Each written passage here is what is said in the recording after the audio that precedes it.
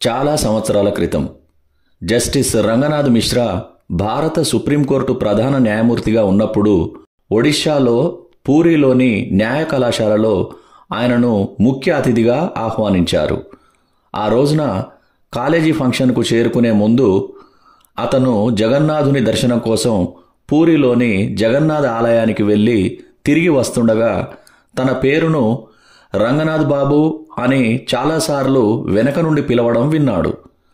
పెద్ద స్వరంతో ఇలా పిలవడం, అది కూడా గుడి ద్వారం దగ్గర కావడంతో ఆశ్చర్యంతో వెనక్కి తిరిగి చూశాడు. ఒక బిచ్చగాడు వికారమైన ముఖంతో కుష్టు వ్యాధితో అతన్ని పిలుస్తున్నాడు. జస్టిస్ మిశ్రా అతని వైపు తిరిగి, మీరెవరు, నన్నెందుకు పిలుస్తున్నారని అడిగారు. బిచ్చగాడు బదులిస్తూ, సార్, మీరు నన్ను గుర్తుపట్టలేదా?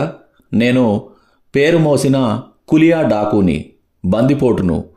కొన్ని సంవత్సరాల క్రితం మీరు ఒడిషా హైకోర్టులో ప్రాక్టీస్ చేస్తున్నప్పుడు నేను మీ క్లయింటును. దోపిడీ మరియు హత్య కేసులో నాకు దిగువ కోర్టు జీవితకాల కఠిన కారాగార శిక్ష విధించింది. కానీ మీరు నా తరఫున ఒడిషా హైకోర్టులో అప్పీల్లో పోరాడారు. వాస్తవానికి నేను ఒక వ్యక్తిని హత్య చేసి అతని డబ్బును దోచుకున్నాను.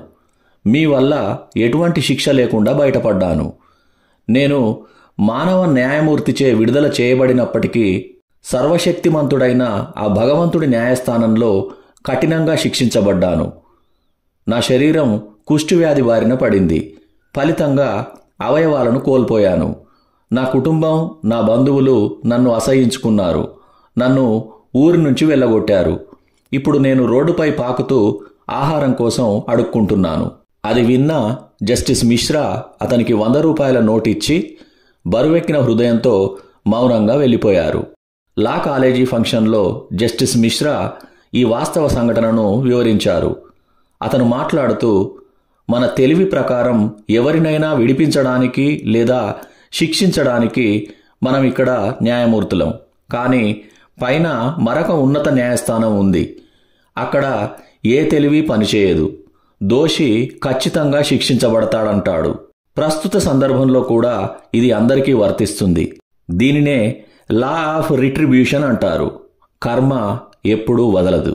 Thank you.